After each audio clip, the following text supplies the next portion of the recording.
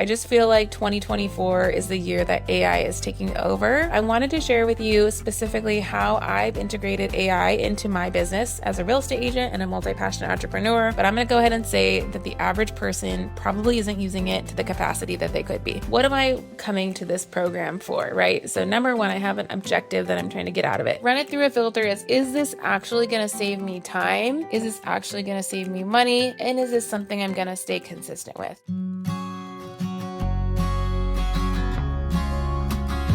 It's time for another shorty episode, and today is going to be super tactical, and it's specifically targeted around AI, which we know is artificial intelligence. Dun, dun, dun. No, but in all seriousness, it is just everywhere in my feed. It's in my conversations on the day-to-day. I just feel like 2024 is the year that AI is taking over, and it's just getting started still.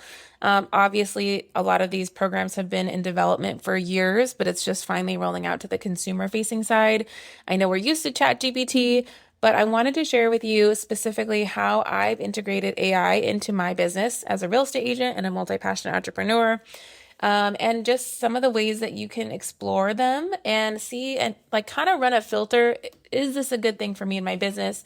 Or do I just put my blinders on and ignore all the noise? Because if anything that AI can be, it can be a big distraction and almost like a more of a time suck than anything learning the new thing. So it all depends on the person and it all depends on the business. But let's kind of talk about AI for a second. So one of the most common ways we use it is ChatGPT.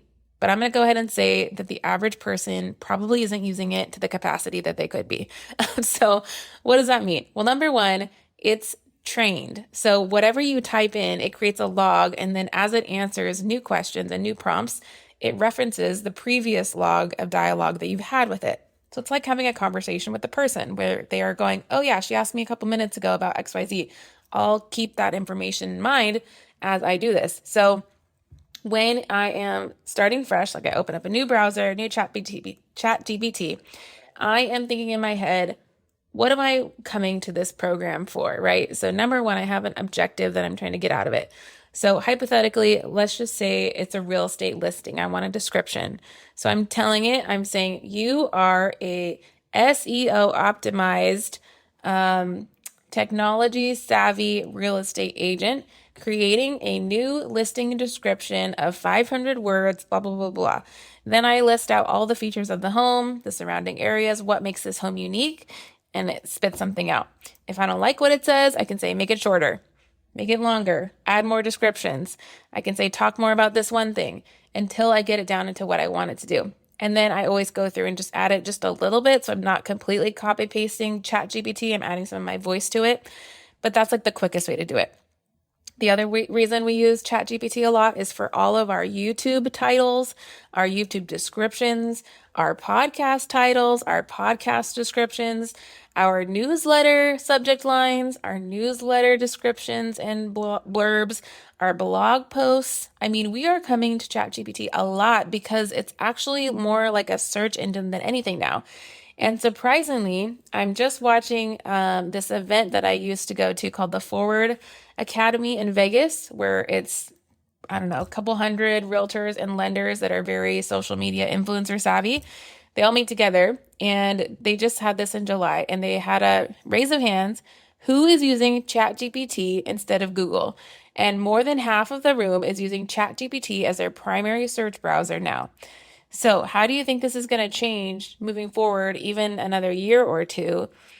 Google is losing on the SEO. Like, people are coming to ChatGPT because it's kind of like right now when you go into Google and there's like AI suggestion answer.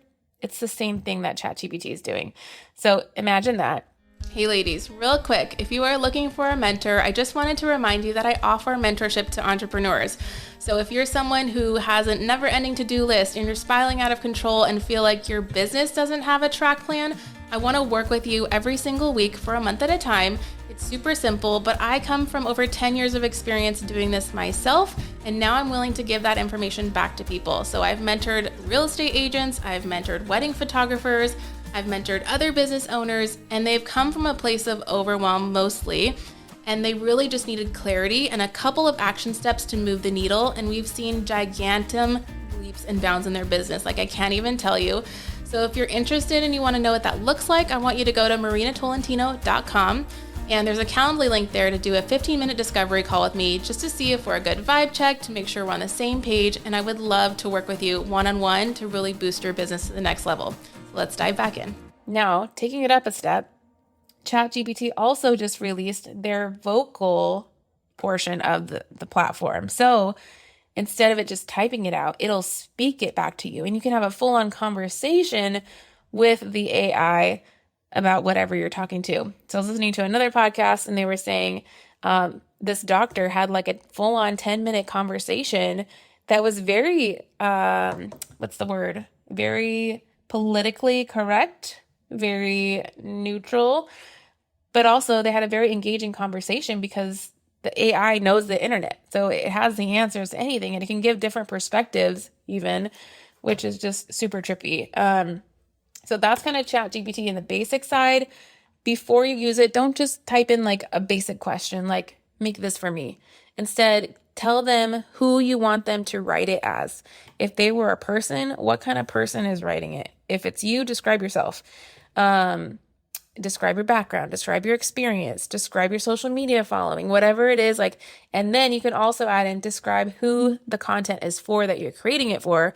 So for instance, on YouTube, I'm saying you're an SEO optimized content copywriter.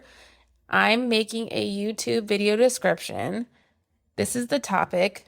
Please, and then I'm saying, can you like write a video description with timestamps? And you can actually drag and drop the whole video into there and it'll scrub the video to give you the description because it knows everything that's in the video based on the audio. Like, it's so crazy, guys. So that's like the primary way, okay? Second thing I'm going to talk about today is going to be CastMagic. So CastMagic is something that's honestly been a game changer when it comes to video short form content. So previous to this, it's like you would have a video editing team that would give us 1-minute clips, but that gets kind of expensive and you're kind of limited on the number of clips you can do. But it comes with captions, and it would be very great. It would be good little sound bites from videos that were awesome. But CastMagic does this for us. So literally what you're going to do is upload the long form video to CastMagic and it's going to spit out about 20 short form clips, including captions that you can change the styles on within minutes. Like less than 10 minutes, you're going to have 20 short term clips that you can just take and repurpose as much as you want. Okay. So that has been a huge time saver. And a lot of our podcast Instagram, the Work Like a Mother podcast Instagram page is all of those CastMagic videos. So if you want an example of those, you can go check those out. I just know short form content is not going anywhere. And it's not to say this is the only kind of content you should be pushing. But when you've got a great long form content or a training or whatever, or you're trying to do like a teaser, do this. This saves so much time. Like, I can't even tell you, and is worth the investment 1,000%. So I've got a sign up link for you guys below to check that out if you want. And I think there's some discount associated with it. So feel free to explore. And then the last thing that's super tactical is going to be Canva. So we know and we love Canva. I need to buy some Canva stock if I'm being honest, because I use it pretty much every day. But we're doing so many things in here. So Canva is a graphic design platform where you can edit, you can upload photos, you can resize, you can remove backgrounds, all that kind of stuff, right? But in the last year or so, they've released Magic Studio. So Magic Studio brings together the best AI-powered tools for you and your team, and everything is within the app. You don't have to go outside of this. Canva's also on your phone. It doesn't have to be desktop only. So what can it do, right? It can literally create AI images, which we've seen a lot of those. But you could say, create an image about rainbows and ocean and the environment, and it would pop up some AI generated graphic. Okay, that's kind of cool, especially when you're getting creative on your branding and you want something to be unique. You can make an AI image. Okay. The other thing is you can do mock-ups using images and designs.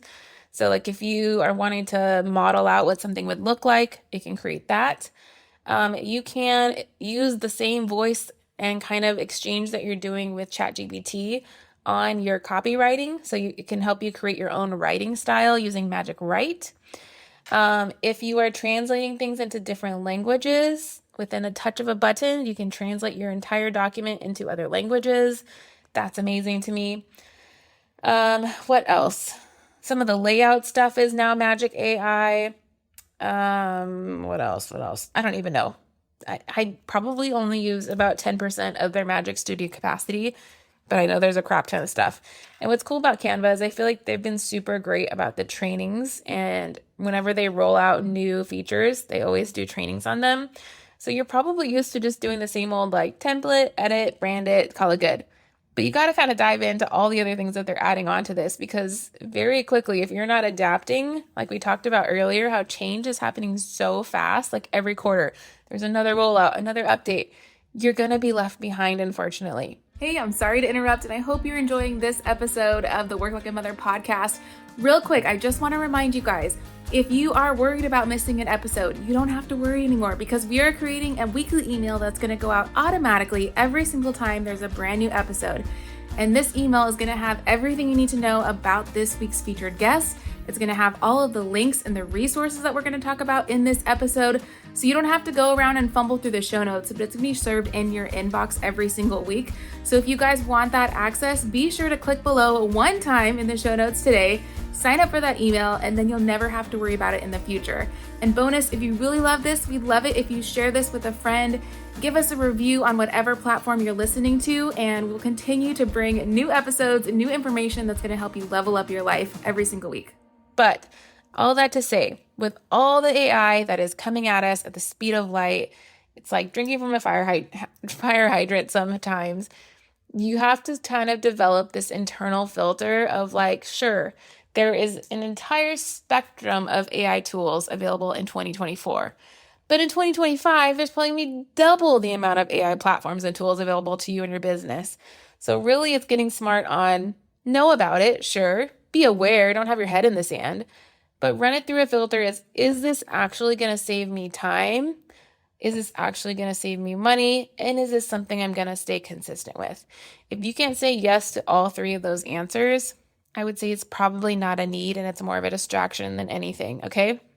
So I know in the real estate space, there's a guy that's pushing really hard on like 10 AI apps you should be using. And to me, when I listened to his presentation, I just got overwhelmed because I was like, man, I thought I was tech savvy, but you're making me feel like a caveman.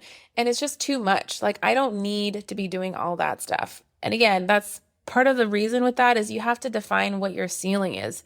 When is enough enough? When is enough sales enough for you to slow down? When is enough clients enough for you to take a break and take a vacation? You know, like you have to define your ceiling. Otherwise, you're never going to slow down and you're never going to be able to have that boundary to say, I'm done for the day. I don't have to work tonight. I can take a week off. I can take a 1 month sabbatical if I reach my sales goals, you know? So that's going to be a big part of it. But anyways, we're going to have all of these links in the show notes below. I think even if you just know them on the surface level, maybe take 10 to 15 minutes to go see what their recent updates have been. Maybe look on some YouTube trainings to see what's out there. I'll create a PDF for you guys too that just has the links and like how I'm using them again as a reference point. And maybe I'll throw in some ChatGPT prompts in there that you guys can copy and paste for your business to kind of see how it creates different answers than you might have been using it. And then just a reminder, guys, my email goes out every single week after an episode. So you get all this served to you too. And I think it's just such a huge value add. Because I know for me, when I'm listening to podcasts, I'm usually driving or multitasking. And so I don't have my computer out to go look up the things and then I forget about them. But instead, I'm serving it to your inbox so you can decide when is a good time for you to actually look at the things. Then go find them on the internet, bookmark them, etc. So if you're not signed up on the podcast email list, definitely get that because it's just more of an organized way to digest the podcast when you actually have the time capacity to consume it and get into the nitty gritty. All right. Like I said, this is a shorty. I'm still in DC as I record this, so I will be coming back shortly. But this is, I don't know, technology is bananas. Oh, that's what I was going to tell you guys too. AI influencers. Bro, if you have not looked into AI influencers, go Google. It blew my mind when I learned about them, that they were actually real. So you know how TikTok has these filters and stuff where it's like your yearbook and it turns your face into like 12 girls in yearbook pictures, different versions of you. Well, there are virtual influencers now. The most popular one is Miquela Souza. Her Instagram handle is at Lil Miquela, Lilmiquela. Okay. She has 2.9 million followers. And she, as in a digital image, she's not a human, but she looks very human. And she's already done brand deals with Prada and Calvin Klein and you name it. I went down down a rabbit hole the other day, and there's a bee influencer, like an AI generated bee, a honeybee, kind of like the Geico Gecko, where he's doing brand deals a lot. I should say she. All bees are girls. And then there's a African American supermodel AI that's just like gorgeous. And so what they're doing is once you create this avatar, you can AI images based around anything. You can say, this is the product, put it in the placement, tell the picture what to do, and it'll auto generate. And I like went into them because even the video formats of them look super realistic and it's like trippy. I don't even know. So that kind of blew my millennial brain. I was like, oh my gosh, here we go. This is just getting ramped up. Like they're still on the rise. There's only like a handful of really popular ones, but I mean, imagine 10 years from now, our ads on the TV are going to be AI generated and there's not going to be any real humans in them. Like, what is this world? It's so bizarre. Anyways, okay, I'm wrapping this up, guys. I will be seeing you on another episode very shortly. Make sure to send this to a friend if you learned something new or you just want to entertain a girlfriend with some fun facts. But I love the support. Keep sharing it, keep spreading it, and I'll keep bringing on good content and good people for us to get a little bit better with, baby step at a time. All right, see ya.